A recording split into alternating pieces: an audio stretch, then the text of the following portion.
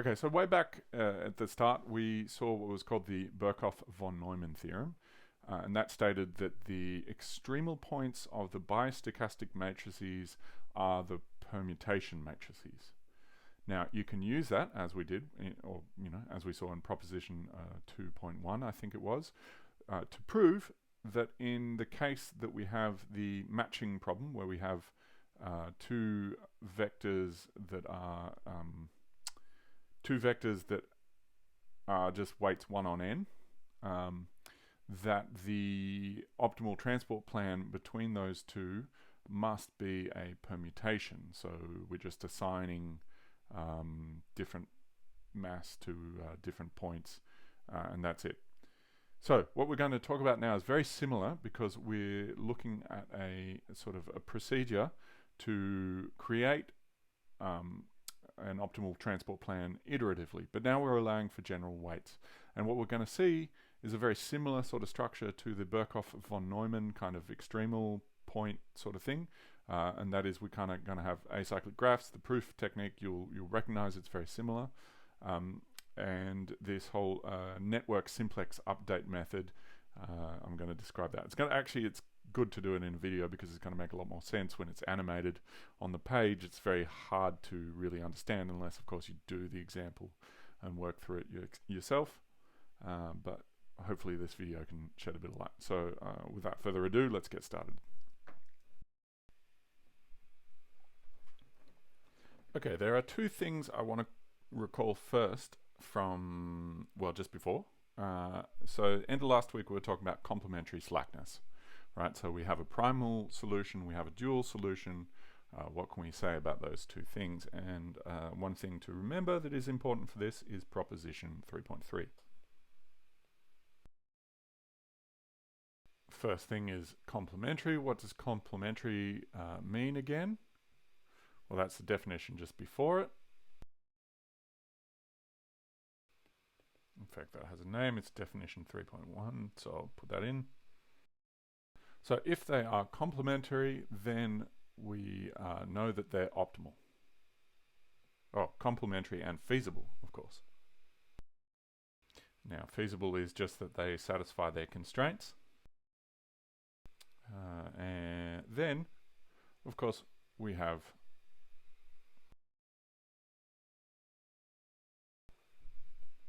so primal and dual. It's all very easy to show. It's just weak duality in the definitions. So yeah, that was where we left off last week. Now, the next step that this all takes is to define what we mean by extreme solutions in this case. So we had extreme solutions for the bistochastic graphs turned out to be the permutations. Here we need something different. And so proposition 3.4 characterizes extremal solutions. Now, recall what an extremal point was. It just means that there's no convex combination that can give you that point. If we could say that P was equal to lambda Q plus 1 minus lambda R, then we would necessarily have that Q is equal to R. Okay, so what is an extremal point in this general set? Right, we don't have bistochastic matrices here. Well, we have two properties. First, the bipartite graph that is defined from P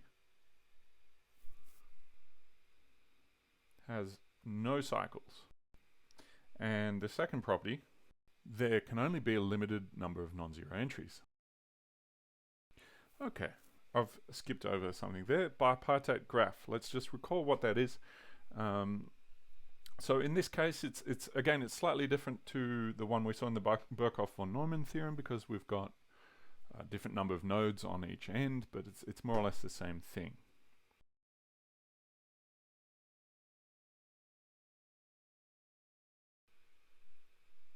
Now, there's an interesting thing here, which is this dash, this prime that's used for the nodes on the other side. I find it a little bit confusing, but I guess it's to distinguish that node 1 prime is different from node 1, right? So that they're two different things. And this keeps going. I guess it's useful notation. I find it a bit weird because it's usually pretty unambiguous what we mean. But okay, let's just stick with it. Okay, so we've got these two sets of nodes. We've got a bunch on the left and a bunch on the right because it's a bipartite graph. So we have some sort of situation like this where we have,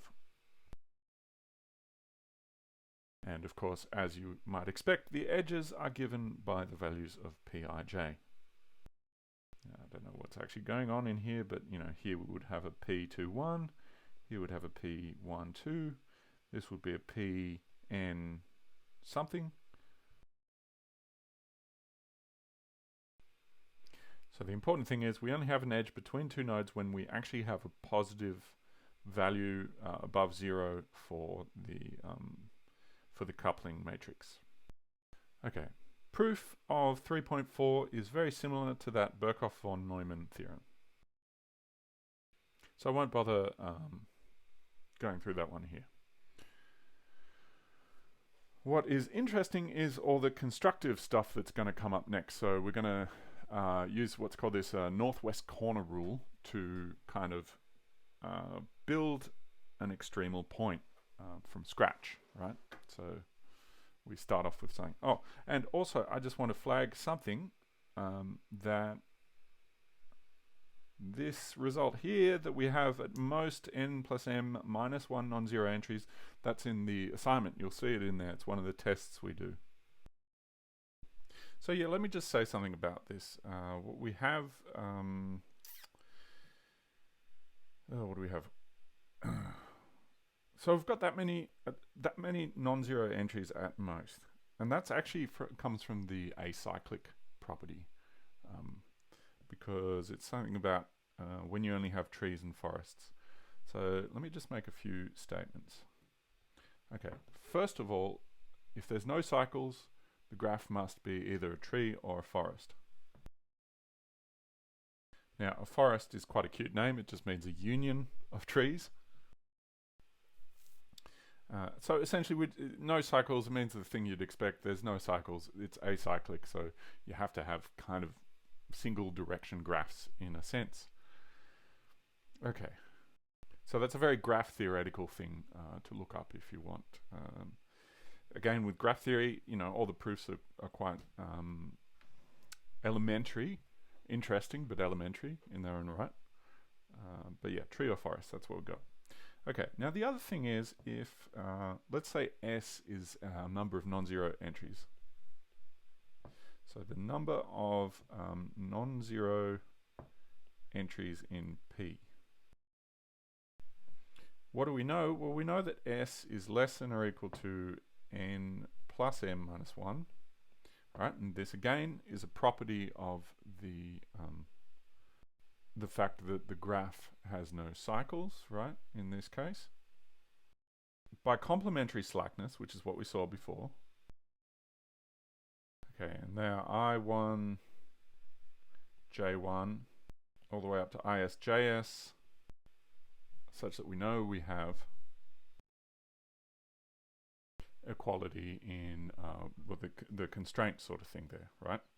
And that, if you go back to the proof of the theorem of complementary slackness, remember it's because you can rephrase the primal problem in terms of a min-max over the f and g, and the only way that that turns out to be finite is if this equality holds, because otherwise everything goes to hell, right? So yeah, go and look at that proof again if you're wondering why. Now, what this means is that we have n plus m variables in total in the dual problem, so we're maximizing over f and g, but only s pairs are useful, so actually we have some not useful things. So yeah, n plus m minus s, redundant variables that aren't going to do anything. Right, now we still need them to be less than Cij, but it's just that if they're down near 0, it doesn't matter because it doesn't interact with the actual coupling at all. Maybe I'll just go through the proof of complementary slackness again because it's quite straightforward if I do it quickly in this video form. Okay, so complementary slackness we can get, well, there's two ways. We can do it minimax way, or we can do it via strong duality. Strong duality is a bit cleaner, so what we want to do is say, okay, in the case of strong duality, the primal value is equal to the dual. Now we have, of course, the constraints. We get that, and now the trick is taking the adjoint. All right, so the adjoint, what do I mean? Well, the trick is reorganizing these two inner products. So they're regular scalar products right now, right? These are just vectors. And this guy here, that's a vector. And that's a vector. But you should be able to convince yourself that you can kind of adjoint that one and put it over here. But of course, then you need to put it in the transpose. So that's what you get. So now we get P and F star 1 M transpose. And this is now a Frobenius inner product. Same thing here. Now you reorganize it and you get what we, well, I forgot the star here. And that is transpose of the star, P star C minus. And now this is where you need to argue positivity. So this, where these entries P are equal to 0, then it doesn't matter what's in the other thing. Where it's not 0, then of course we need that that everything's 0, because again by positivity. Okay, so that's complementary slackness sort of revisited. Now let's go to the northwest corner rule now. So what we talked about just before this was the proposition 3.4, which characterizes extremal points in UAB, right? The set of all possible couplings. What we want to do is explicitly calculate an extremal coupling. Now the best way to do this is to just think up an example and work through it, and that's what I'm going to do here. So I'm going to create I'm going to create two sets of nodes and a bunch of weights that apply to that node, and then we'll use northwest corner rule.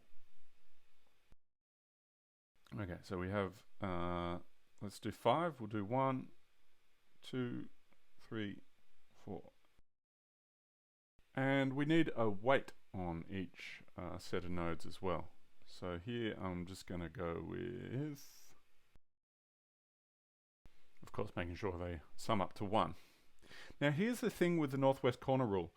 You can do it starting from the first 2 nodes if you want, but actually any permutation of nodes makes sense. And so I'm going to flip things around and select them in sort of an inverse order, right? So you have a starting point for I and J, and then you build the interconnections or the coupling from then. And I'm just going to go 1, 5 for my first pair. So that is, I'm going to choose this node and that node, and I'm going to link them first. Now I don't have to do that. I can link this node and that node and do that, but that's less exciting. I want to show it with another permutation. Of course, you'd get that if you just took this ordering of the nodes and you just flip them back to front. Then, you know, if you started from the beginning, you would start with essentially that combo. So yeah, so we'll take that, and then what we have, we set P15, and I should include the dash there to just be clear that 5 refers to 5 on the other side. And we set it to equal to 0.1, all right, which is the maximum we can, because that explains all of the weight between those two. So 0.1. Okay, now we're going to move on because we've actually saturated both those nodes, right? We've taken up all of that probability and all of that probability with this one coupling. Great, that's good because it describes things. And now we go to the next step. So now well, actually no, in the previous step, that means we go, I goes to 2 now, and as we're working backwards, j goes to 4. Now we see the maximum we can do is 0.15. And that's because, well, it uses up all the 4. And now we don't increment I, but we do decrement j. Now all we can do is 0.25. Why is that? Because when we took 0.15, that became 0.25 was what we had left, and so that's what goes there.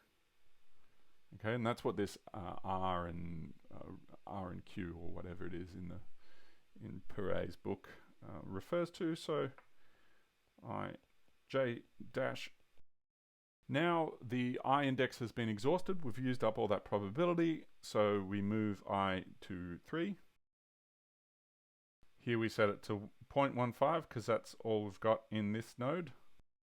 That still doesn't add up to 0.5, so we don't change j, but we do change I again. So we go to 4. Okay, so at this step, we're connecting 4 to 3. We have 0.5 total mass that we want there. And so far we've explained 0.25 plus 0.15 of it, so that's 0.4, so we have 0.1 left. So of course we just send 0.1 from 4 to 3. Okay, now we've exhausted 3 and 4, and it's pretty obvious what happens next. Alright, we send 0.2 from 5 to 2 because duh. And then set j to 1 dash, and boom. We finished off with 0.5. So there you go, that defines our set of nodes and weights and a coupling. Now you can see, I mean, if we had the cost was sort of proportional to the distance, you know, to the difference of these two things, so, you know, say this was the difference times 1 on n or something like that, then this is obviously the silliest coupling you can do. We've literally taken mass from the furthest point and put it in the furthest point away. And then the same thing over here. And that's kind of why I wanted to do it, because it makes things really obvious. The other thing to note is that I have colored according to the 3 different trees here. So we have the dark blue tree, which is just that one, the light blue tree, which is this really busy middle one, and the purple tree, which is the last one there. So that means we've got 3 trees in this forest. Well, actually, the first thing to note is this graph is always acyclic, right? So we always make a graph that will be a extremal point. So it's extremal in the set of couplings, and this example we have 3 trees. Now, there's a reference that I went and looked up that's pretty interesting for you to check out. Beraldi, Chapter 8, 2006. It's a book on combinatorial matrix theory. Okay, so this video is pretty long already, so I'm just going to break it up, and then the next video we're going to then take this coupling that we've made with the northwest corner rule and then construct the dual solution and use that to optimize the coupling step by step. So, see you next video.